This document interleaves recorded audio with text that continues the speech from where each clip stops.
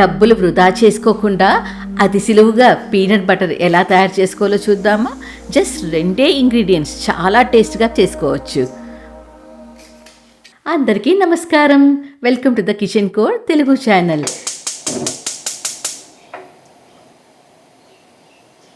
ఇప్పుడు బానట్లోకి 2 కప్పుల వేరుశనగ పప్పు నేను తోలు లేకుండా తీసుకున్నాను.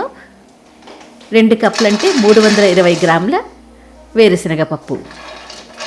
మీరు తోలుతో వేయించుకున్న తర్వాత తోలు తీసేసేయండి, సరేనా? వేయించుకునేటప్పుడు మీ వేరుశనగ పప్పు మాడిపోకూడదు, దోరగా వేయించుకోవాలి. నూనె కానీ బటర్ కానీ ఏమీ యాడ్ చెయ్యక్కర్లేదు.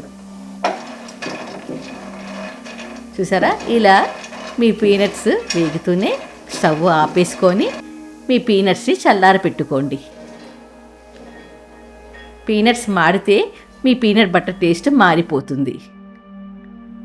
ఇప్పుడు ఒక మిక్సీ జార్లోకి మీ చల్లారిపోయిన వేరుశనగ పప్పును వేసుకొని 1/2 టీ స్పూను ఉప్పు వేసుకోండి. ఉప్పు ఎక్కువ వేసుకోకూడదు, జస్ట్ 1/2 టీ స్పూన్ అంతే. ఇప్పుడు మిక్సీని తిప్పేసుకుందామా. మిక్సీ ఎప్పుడు పల్స్లో తిప్పుకోండి, సరేనా? ఇలా ఒకసారి పొడి చేసుకున్న తర్వాత మిక్సీ ఆపేసుకొని బాగా మిక్స్ చేయండి. మళ్ళీ మిక్సీని ఇంకోసారి తిప్పుకుందాము. ఎప్పుడు పల్స్ మోడ్లోనే తిప్పుకోవాలి. ఇలా 30 సెకండ్లు తిప్పుకున్న తర్వాత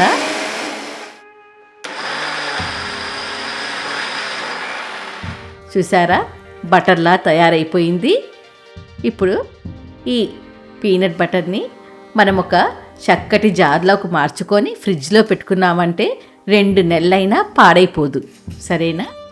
దీన్ని మీకు ఫ్లేవర్ కావాలంటే హనీ, చక్కెర, చాకో పౌడర్ అలా వేసుకొని చేసుకోవచ్చు అన్నమాట. మీకు 200 గ్రాముల పీనట్ బటర్ దొరుకుతుంది. మళ్ళీ నెక్స్ట్ వీడియోతో మీ ముందుంటాను. మీ మీనాక్షి.